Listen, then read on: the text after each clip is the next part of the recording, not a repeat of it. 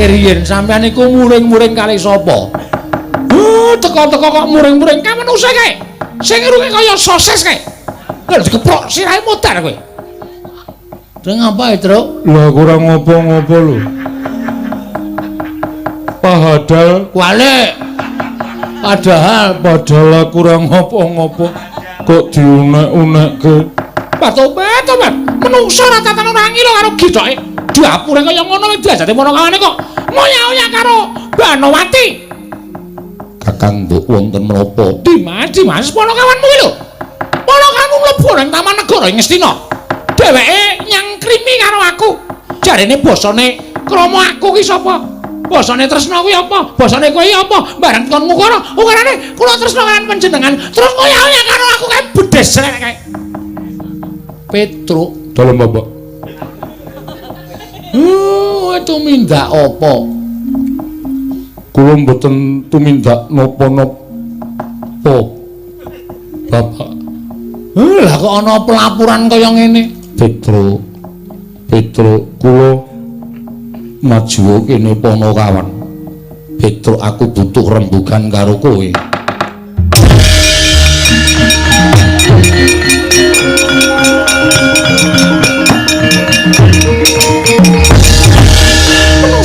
Diapure kaya ngene kok oyak-oyak aku kowe. Kowe kok oyak-oyak aku kowe. Aduh yono tak nembangu.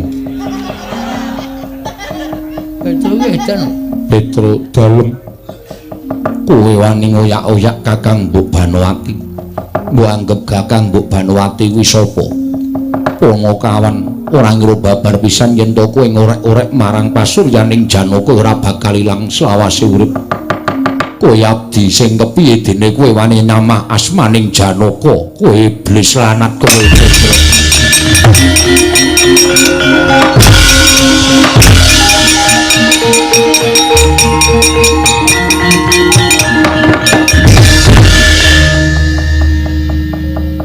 Petro kowe ngaku wae lho. Nek kowe ngaku malah ora apa-apa.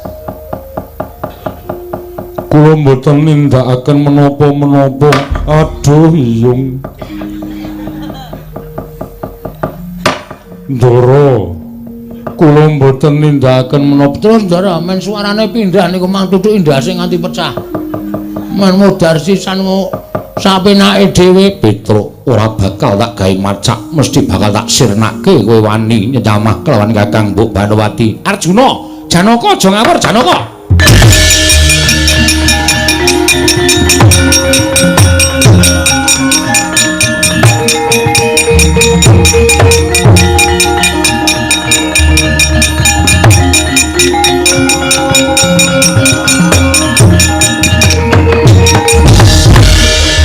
Prabu. Iya. Kowe iki mbok ya sing lantip, kowe iki mbok ya sing awas. Ora ngawur gawar-ngawur ngono sak penakmu dhewe. Nggih, kok ora keparingipun patu keparing dawuh kaya mengono. Ora usah dadak tak cethake. Kaya dudu Janaka kok njaluk dicethake perkara iki. Kowe kena wae.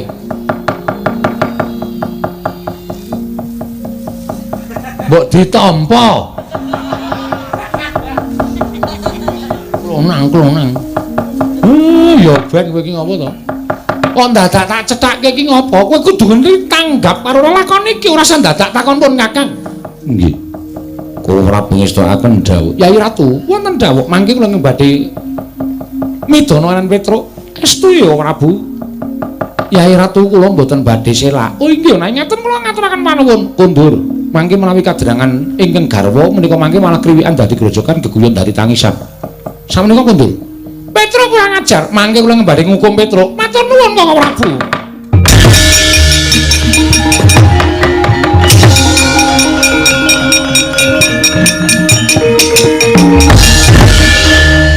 Koko Prabu.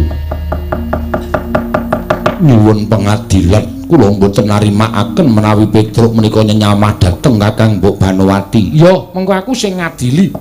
Ning kowe engko nek ngerti lakon iki mesti bakale kowe kaget. Kaget kados pundi? Wis to, menengo.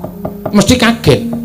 Jaran aku ora bakal gancalake, ning iki mengko bakal nyaketi pepadang tumraping sapa wae Arjuna.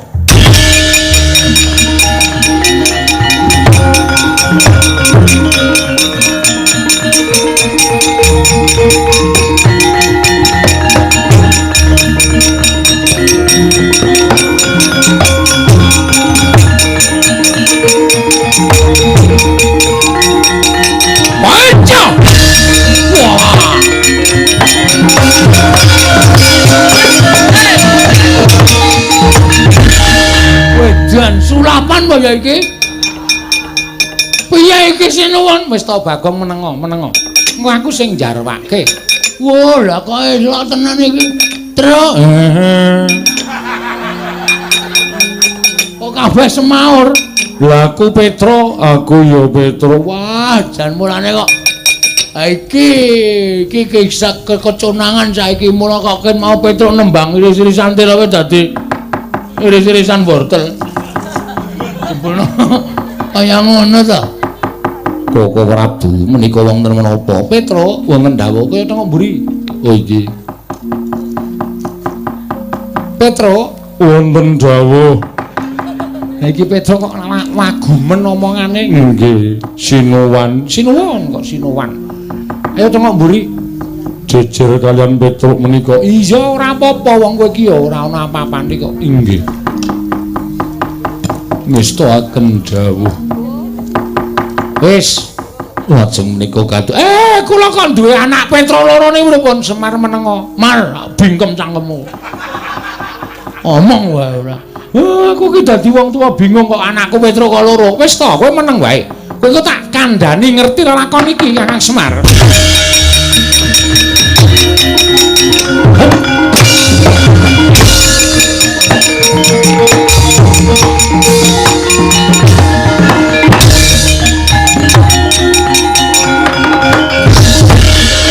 Ora tenan to.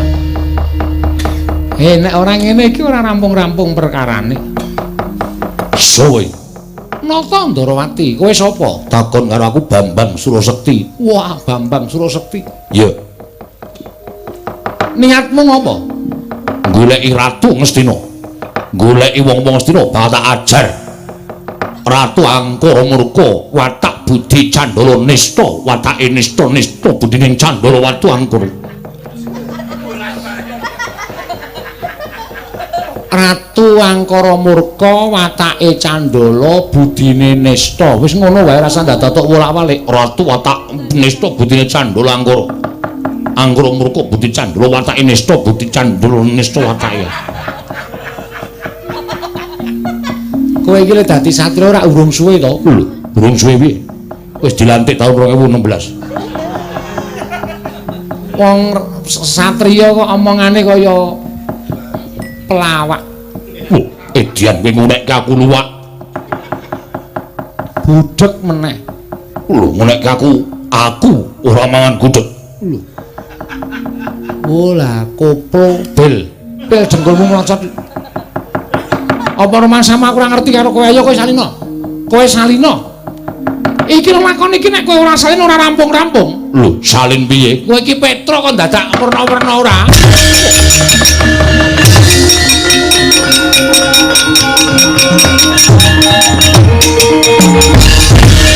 Wis, saiki Petruk loro kae iki rampung ana. Ora iso ngrampungi Petruk loro kae.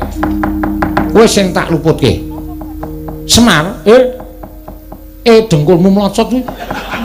Karo ratu kok adem banget.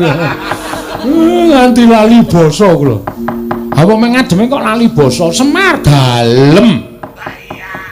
Wayah dengkulmu mlocot kuwi. Kon larane kok ngayal.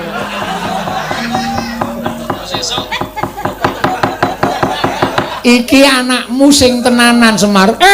Napa nggih? Iya. Wah, kakroane iblis lah.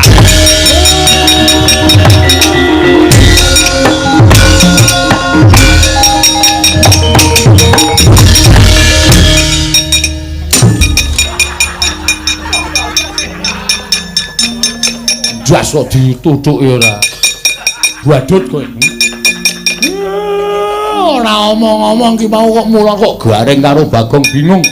Petruk suarane kok kaya ngono. Sing endi, Pak? Kowe sing jampane. Kon rene. Petruk, dalem Bapak. Ayo rono. Ngestakaken dawuh. Ning. Ora saning nong-ning-nong ngopo ki? Arep nembang apa ya? Pun rampung, Ndara. Kula suwun wangsul kados wingi-uni. Lah aku le bali piye? Wong le wujud kaya ngene ya ora ngerti piye carane. Woi! Niki pripun, Den?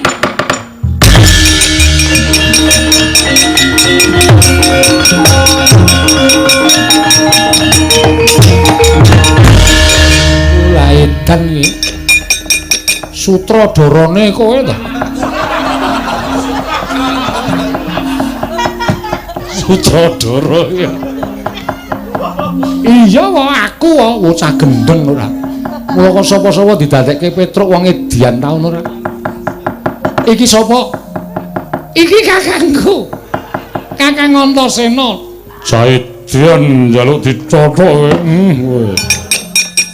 Lah iki ya kurang gawean wis anggene Antasena kok dadekke Petruk iki mau terus piye? Anane gara-gara mengke kula setelke rekamane. Aneh-aneh wae. Kakang Antasena bali kaya wingi ni. Ya ni manut ni.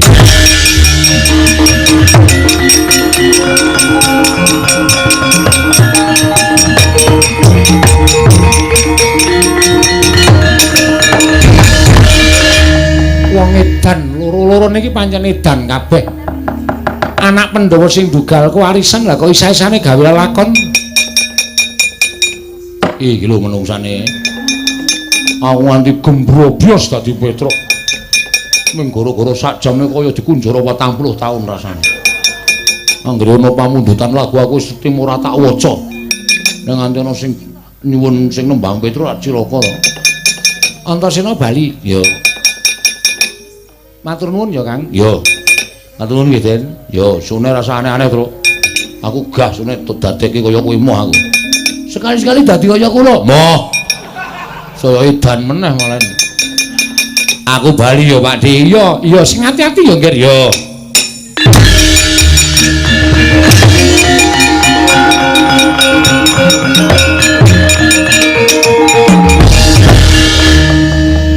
Lah iki sapa Petruk? Niki sing gawe ya niki. Lah wis anggene kok ya werna-werna. Lah kok gawe Petruk 3, mbok ya Petruk 1000 aku iso. Iya, aku percaya kuwi pancen wong pinter, pancen wong wasis. Iki balekno. Sing duwe durung bali. Lho. Balekno kaya wingi uni. Iki mung wujuding petel kok wae. Arep petel balekno.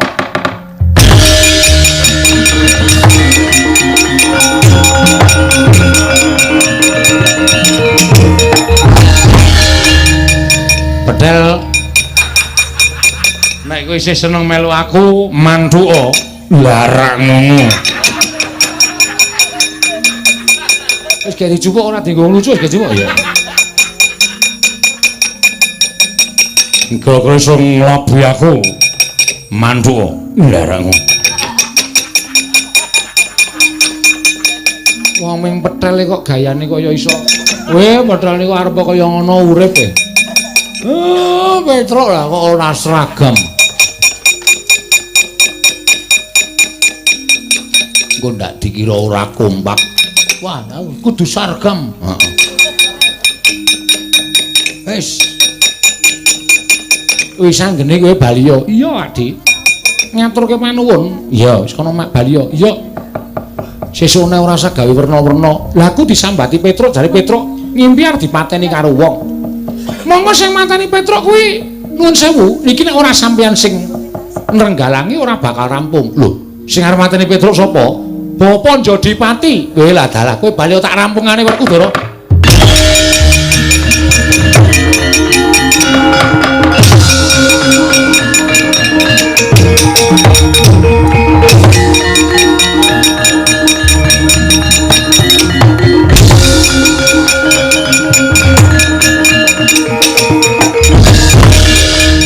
Apa?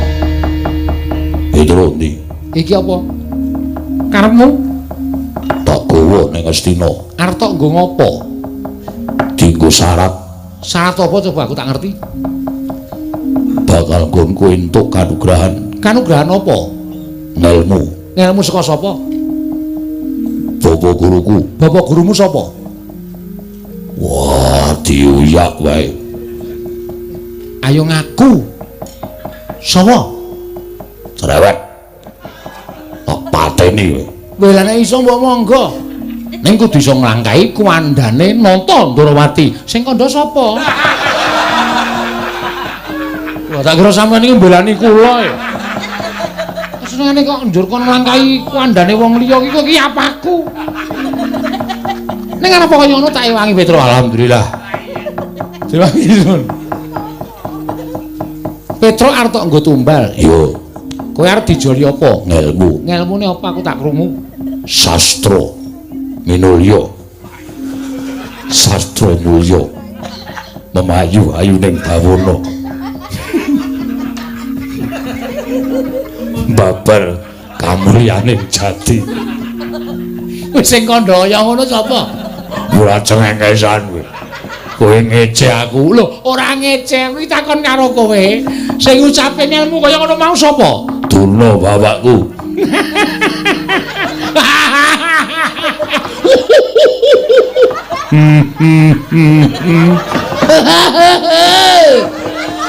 Waduh cengengesan kabeh. Kowe iki wong digdaya, wong ampuh ning amit sewu lho gampang diapusi. Iya ta Petruk? Nggih. Sastra mulya memayu ayuning bawana babar kamulyaning. Iya.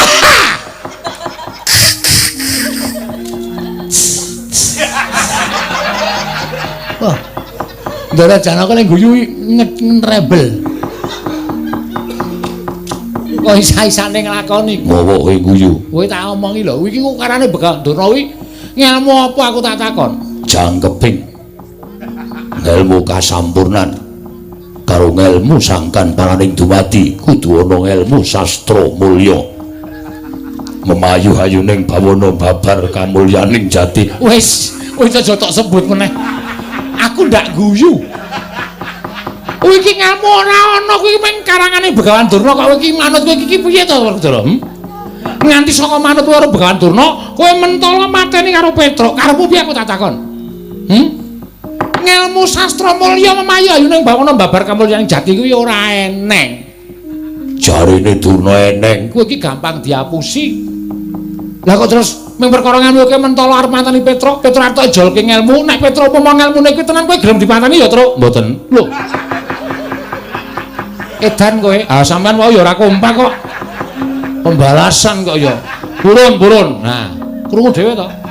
Gelem. Nek ngelmu mau ora ana, lah Petruk mati siya. Terus nek wis kebacut mati ora iso tok uripke, kowe diapusi karo Durna, kowe arep nutuh karo sapa aku tak takon. Aku tak takon karo nutuh karo sapa? Nek di Janaka mboten teng pundi-pundi radi nebih kemawon. Badhe ngothak-athik tembung sastra mulya memayu hayuning bawana babar kamulyaning jati. Tak golekane ning 1001 malam. Suwabeh. Lah kowe iki nesu, kowe iki sing bodho kok nesu. Wah. Wis ngene ngono wae, nek Petruk mati ora apa-apa, nek Petruk ora iso duripke meneh piye? Ayo takono Begawan Durna kono. Ngelmune saka sapa, dewane sapa? Aku tak ngerti. Terus babare ngelmu sastra mulya memayu ayuning. Kuwi apa aku tak takon? Omongan. Ucaturan. Ngeyel. Sing ngeyel iki kowe. Kowe ngeyel. Kandhani. Lho, aku ki ora kandhani kowe iki tuwa sapa karo aku? Tuwa kowe. Lah kok kowe ngandani aku? Kowe iki manut ora karo aku? Iso manut ora? Oh. Ngeyel. Bukan wape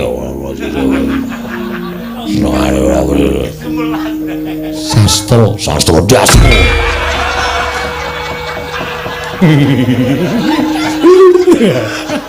Seneng tenan. Jano wonten dawuh. Dodo cekikian. Senani meneh. Lah kowe nendi? Teng ngandhaping wit nika kula ndodok ngampet guyu. Dijenggung kalih Kakang Mas Werkudara. Sastra cethuk sastra 3 mulya 4. Memayu hayuning bawana 003. Pangu. Berarti 003 303 030 tambahke 4 dadine 4030 Jung. wis Kula niku mboten tendang bokongmu nggih pun. Ndara Werkudara nganu iki tenan isin tenan. Wis Petro nggih. Ana apa? Matur Ndara Kresna. Iya piye? Kula beto wahyu. Lho. Wahyu tok gawa nggih. Wahyu apa? Katentreman dados dipun tampi Ndara kula Pandhawa. Mengko gampang. Caosna marang pundhamu para Pandhawa. Nggih, ngestaken dawuh. Werkudara. oh Kae lho Kurawa dampyak arep ora trima kae singkirna. gah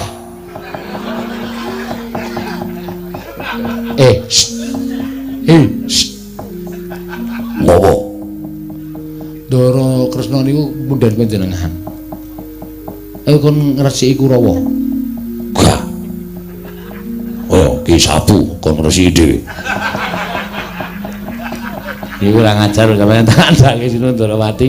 Yo, ngresiki yo. uga Pegasaran. uga Sastra Mulya. wah Petro oyak wis Sastra Mulya. Memayu hayuning bawana, babar kamuljaning jati. iblis lanang